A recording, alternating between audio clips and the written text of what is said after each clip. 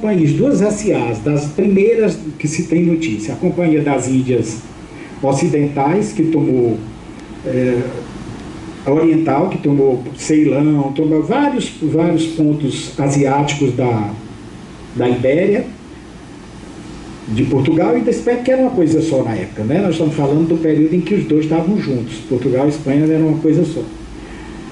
E a Companhia das Índias Ocidentais, fundada pouco depois, com a intenção precípua de colonizar, quer dizer, de invadir o Brasil, tomar conta do comércio açucareiro e também tomar conta das feitorias da costa da África. Elas funcionaram muito tempo, aí tem a data da fundação e da extinção delas. E eu coloquei no fim o nome de uma pessoa que não pode ser esquecida, Hugo de Grotius. Era um rapaz jovem, alemão, holandês, advogado, e que foi o pioneiro nessa história do direito internacional público. Ele escreveu dizendo que o Papa não tinha autoridade de dizer que a terra tal, o mundo ia ser dividido e tal, até porque ele era calvinista. E o arrazoado dele é muito interessante, ele influenciou muita gente, inclusive o Maurício Nassau, que teve em Pernambuco. Então eu coloquei o nome dele aí mais como uma homenagem, como um embasamento teórico dessa coisa de que não se aceitava essa divisão do Tratado de Tordesilhas. A ocupação holandesa no Brasil, ela se verificou de 24 a 25 em Salvador, foi frustrada, foi tomada por uma esquadrilha de uma frota imensa da Espanha, e eles voltaram a ocupar o Brasil de 30 a 54. Eles tomaram Olinda, mas se instalaram em Recife, porque o holandês, como ele não gosta de mato, de interior, o holandês ele é eminentemente comerciante e navegador, então ele queria estar perto do mar. E no Recife tinha aqueles, tudo mais até perto, parecido com a Holanda, aqueles riachos e... Né, a topografia de Recife é bem mais parecida com a Holanda. Tivemos 3 períodos na invasão grande da Holanda no Brasil. O período de expansão, que foi de 30 a 37, eles começaram tomando Paraíba, Rio Grande do Norte, Ceará, Maranhão, para o norte. Para o sul, Sergipe, Alagoas e Sergipe. E se restringiram à margem esquerda do Rio São Francisco. Eles dominaram durante esses anos, 24 anos, e o período nassoviano, pela Margarida, é interessante porque assim, ele era um sujeito nobre, ele era uma pessoa esclarecida, e trouxe pela primeira vez aos trópicos uma comissão científica e artística. Ele trouxe o Franz Post, ele trouxe o Albert Eckhout, trouxe o George Markgraf, que era um geógrafo, e trouxe o William Piso, que tem um tratado famosíssimo, quem é bibliófilo deve ter até exemplares dessa obra. Era uma comitiva, digamos, não muito grande de artistas, mas eles fizeram um trabalho importantíssimo, o período nassoviano, porque o Franz Post, ele foi o primeiro a pintar em óleo sobre tela a paisagem brasileira. E os 8 quadros, quer dizer, de 18 que ele pintou aqui, os 8 que ainda existem estão no Louvre. Outros que ele pintou posteriormente estão em coleções particulares, inclusive no Recife, no Instituto Brenan. São muito interessantes, elas são um pouco escuras, mas são muito interessantes. Ele veio para pintar paisagens e o Albert Eckhout veio para pintar naturezas mortas, frutas, tipos físicos. O Markgraf era um grande geógrafo, esteve no Ceará em 39, um sujeito muito interessante, jovem. Ele era alemão de origem, muito inteligente, e fez essa viagem ao Ceará, pelo interior do Ceará. E fez um relatório sobre isso, em 1639. Aí aconteceram as batalhas do Guararapes, de 48 e 49, e em 54 eles se rendem e vão embora do Recife. A maioria, alguns vão para a Europa, voltam para a Holanda, outros vão para o Caribe e até a América do Norte. Daí se dizer que os primeiros nova-iorquinos sejam holandeses, e eram mesmo, antes da tomada pelos ingleses.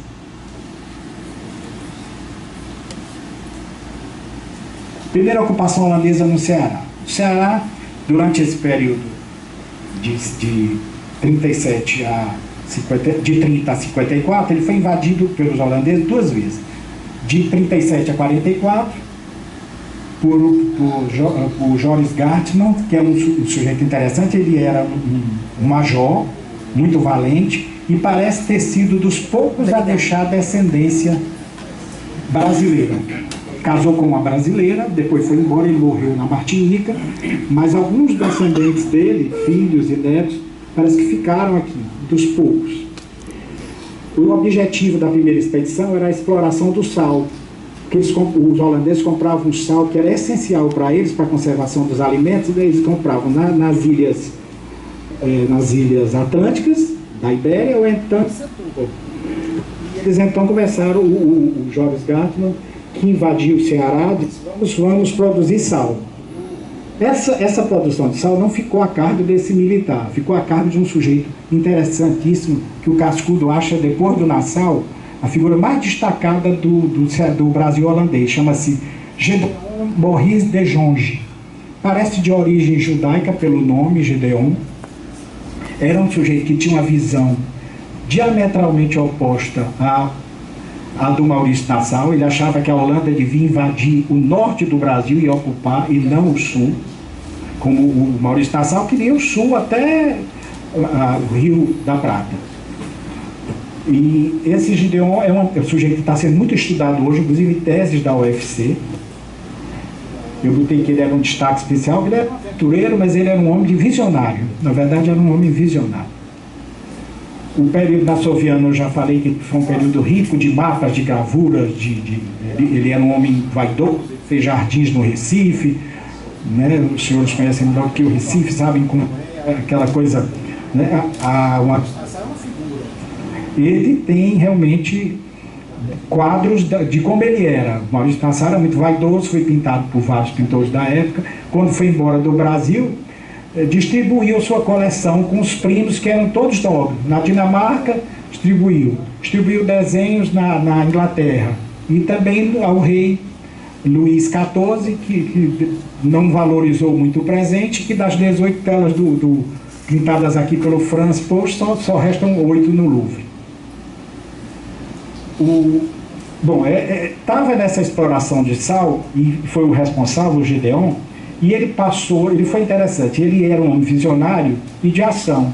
Então o que ele fez? Ele viu que no Mossoró tinha muito sal, e que até o Camusim. Então ele ocupou de Mossoró ao Camusim com salinas. E eram vendidos os navios e navios de sal. Mas o holandês, como qualquer outro europeu, tratava o índio, primeiro, troca de amabilidade, de objetos e tal. Depois eles tratavam como pessoas de segunda classe mesmo, né? A coisa europeia. Naquele tempo era muito pior do que hoje. Então eles se dispuseram com os índios, e os índios que haviam, na verdade, ajudado a primeira invasão do Ceará, que o forte de São Sebastião ficou aqui muito, muito restrito. E quando eles tomaram a primeira vez o Ceará, os índios ajudaram. Mas esses mesmos índios que os ajudaram, que eram índios tupis, eram tabajaras e potiguaras, foram os mesmos que destruíram esse forte 5 anos depois.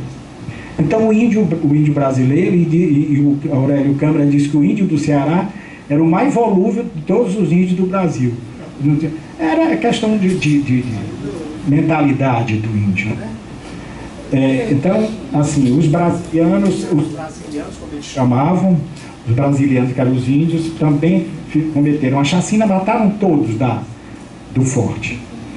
Com esse fim do forte do Ceará, que era o ex-São Sebastião, que era o Ares em Ceará, o Ceará passa 5 anos sem nenhum europeu aqui.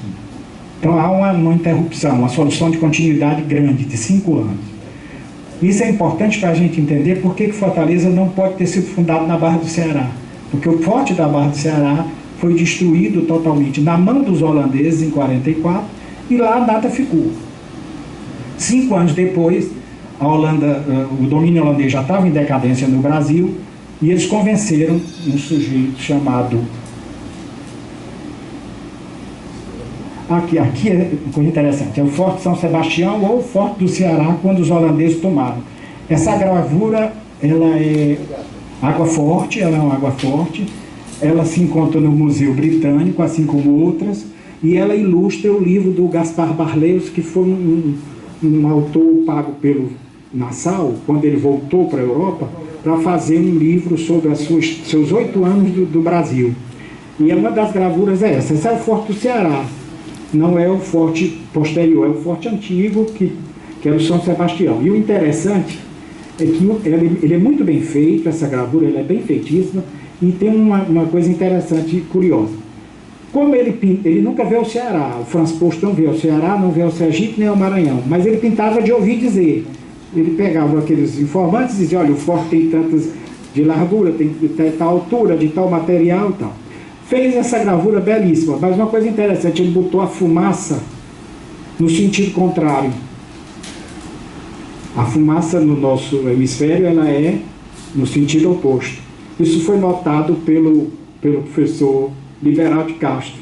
É uma prova de que ele fez essa gravura sem ter vindo aqui, por ouvir dizer. Está ali a fumacinha no sentido contrário.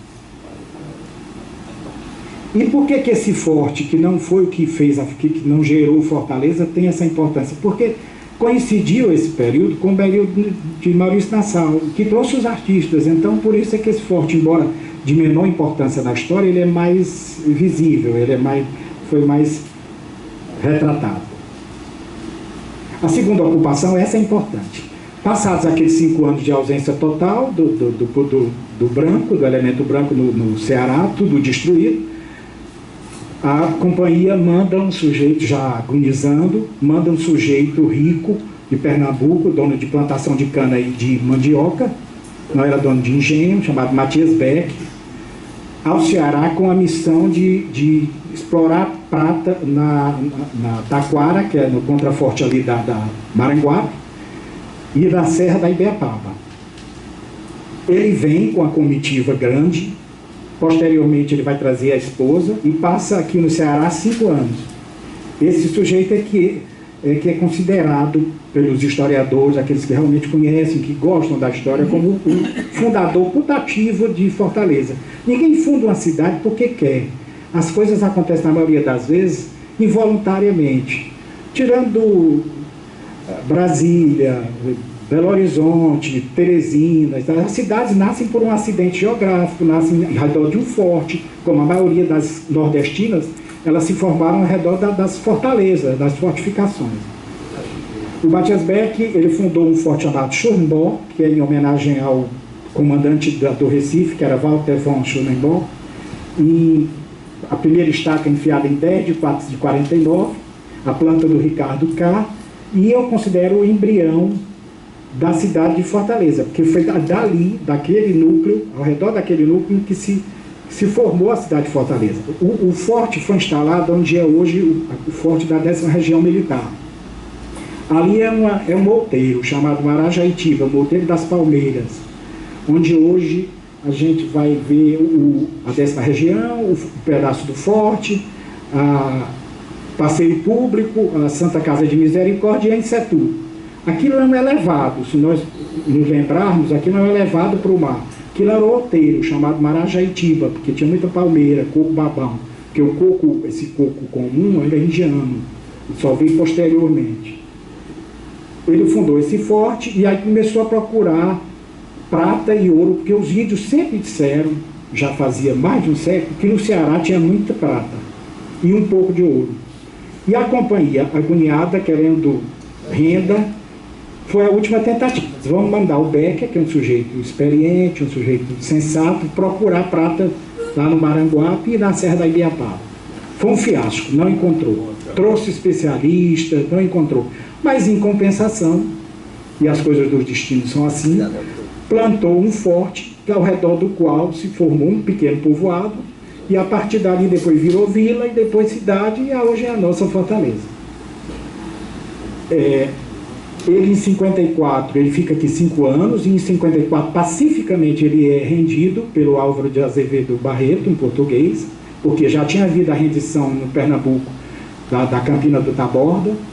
Ele é rendido, ele passa 12 dias aqui e vai embora para Barbados, e depois para Curaçao. Foi governador de Curaçao, morreu idoso lá, e fez uma boa administração em Curaçao. Ele deixou filhos, ele teve no Brasil 7 filhos, segundo se sabe, e 4 lá na América Central, no Caribe. Desses 7, como ele trouxe a mulher, isso foi um documento descoberto recente, doutor, ele trouxe a esposa, ele tem um ofício trazendo a esposa, e como ele daqui foi embora para Barbados, ele não voltou a Recife, ele se supôs que ela tenha vindo. E ela não passou, num período fértil, 5 anos em Fortaleza sem parir. A gente já crê que ele deve ter tido algum filho cearense que levou para Barbados, embora isso não seja, né, ainda comprovado. Ele escreveu um diário que foi descoberto por por um historiador de Pernambuco chamado José Duarte Pereira, ainda no século XIX, nos arquivos de Haia. O diário do Becker foi muito importante, porque ele diz: cheguei no Ceará, fiz isso, fiz o forte, etc. Comecei a procurar prata. Infelizmente, o diário só são 2 fragmentos e só cobre 5 meses dos 65 meses que ele permaneceu no Ceará. Mas a parte que escapou, quer dizer, que foi encontrada, já diz tudo. É uma parte importantíssima, porque é o começo do diário. Junto com o diário, foi descoberto também o mapa do forte e a trilha que levava até o Maranguape. Esse mapa é um mapa que eu chamo de ultrassonografia fetal de Fortaleza. Eu queria só que acendesse a luz, porque eu tenho uma cópia fiel, tirada ano passado, dos arquivos de Haia, o Arquivo Nacional de Haia.